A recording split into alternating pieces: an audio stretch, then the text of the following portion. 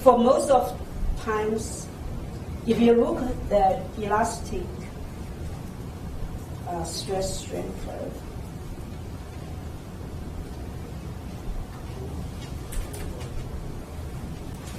you basically have something like that, right? You have linear, and then you start to go in non-linear.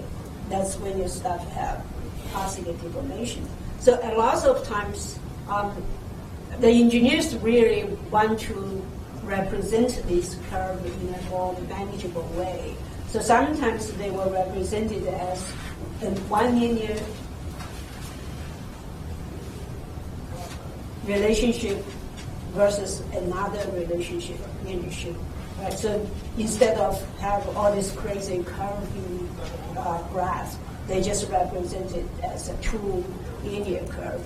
And that's the bi-material behavior, elastic plastic behavior bimodal. But a lot of times you also assume that your yield stress, your stress will stay flat once you reach the yield stress. So that's what we call a perfect elastic plastic behavior. And of course, mathematically, that is much easier. It's just once you reach the yield stress, then the stress stays continuously. Now, the question is, if you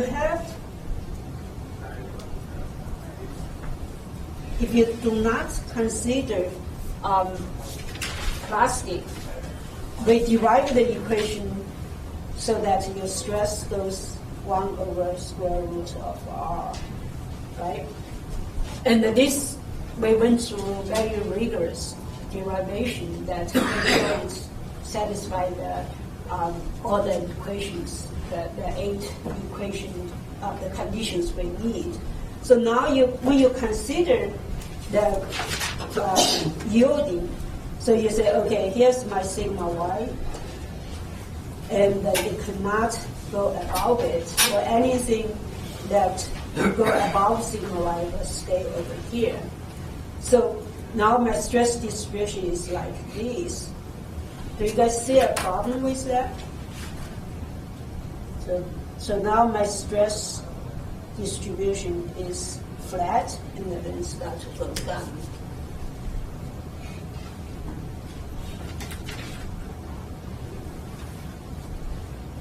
Is that a reasonable assumption?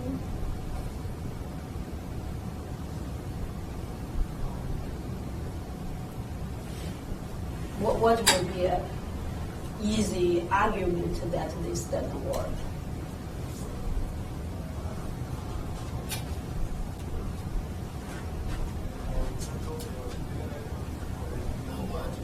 Singular algebraic practice. Right, it's become non-singular, which we know that's probably what be the case because the material will be able to take some crack, right? So that assumption seems to be okay. But from an engineering point of view, does this bother you?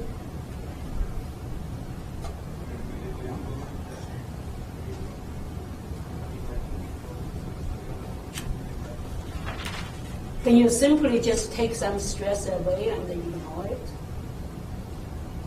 What problem does that cause you? When you yield is the maximum sigma that it can be reached.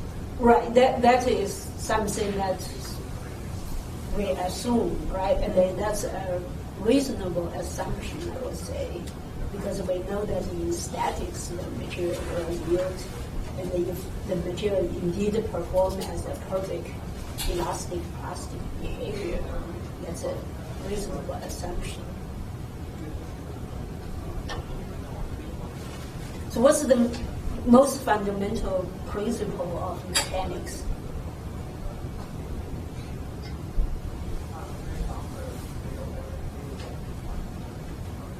Isn't that after the yielding, the stress gets distributed at the point where it starts to curve. Over here, Yeah, should it be a little bit maybe higher? maybe higher.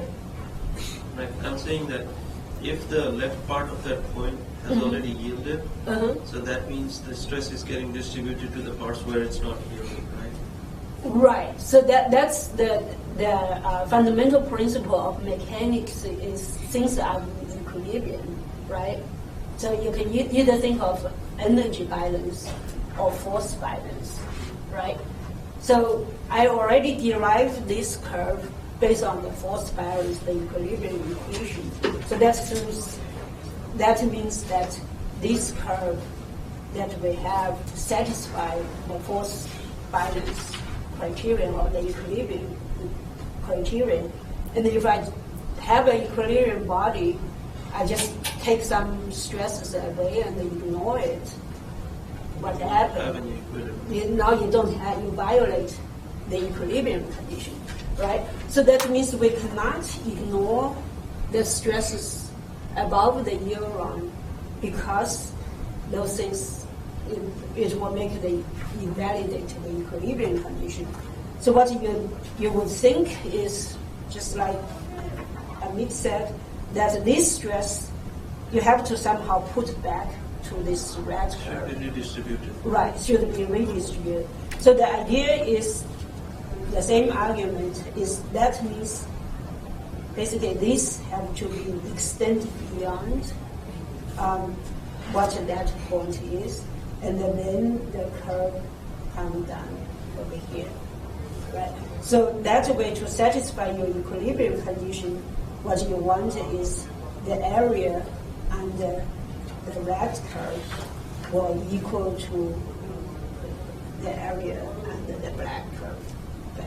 So that way we satisfy both the yielding condition or the perfect elastic plastic behavior and also still satisfy the equilibrium condition. Okay. So that's most likely what your stress distribution of your boundary will look like is this red curve over here. So we call this from the original crack tip to the point where the stress start to go down, and that distance we'll label it as C. And of course, that distance based on vertices is the RP we have there. Okay, and so in this case, based on Irwin's model, so this is what we call the Irwin's model, and if you do the integration, you will find that your C is actually equal to 2RP 0. And of course, for plane stress, that will be equal to 1 over pi.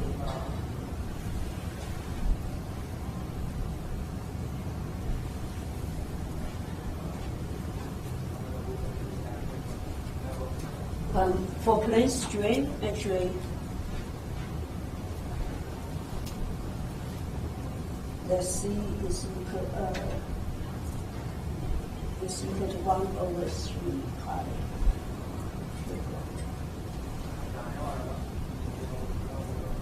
So now instead of have 1 over 9 times difference, for this we only have 3 times difference with the C. Okay, so another thing is that when you have a curve like this, yes? What does that 0 represent after RP? Oh, that just means a long x. So that's a theta equal to 0. So I probably should put 0 here. So now the another question is, now I pushed basically the curve, I shift the curve down to the right. I still want to be able to use all this equation that I have derived before, right? I spent so much time deriving it, it would be a shame that we don't use it. So here's the engineer's come from. Because usually the scientists will say, forget about it, right? Just forget about it. And then the engineers say, well, no, we still want to use it. So they come up with an approximation is that, okay, so now if I look over here, with the red curve, with my actual crack over here, I cannot use my equation anymore. But what happens if I say, okay, so this is equivalent to now my crack is over here. So now I have a kind of artificial extension of my crack length. And then now, once I extend the crack length, so this is x and the theta, and now I only take that portion, right? That's the red part. And so now from here to there is C over 2. So that is equivalent to what we did before without extending it. But we just cut the top off. But now my crack, so my A effective is by extent C over 2. So now my A effective is equal to A plus C over 2. And that will give me, now I can still use all the things we have derived to do the calculation. So this is called modified stress intensity factor.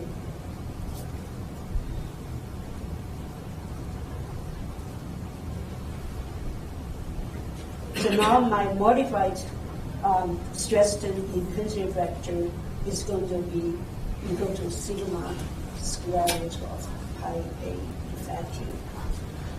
And of course my A effective is equal to the actual crack length plus C over 2, which is, so that's my effective. So this is my effective.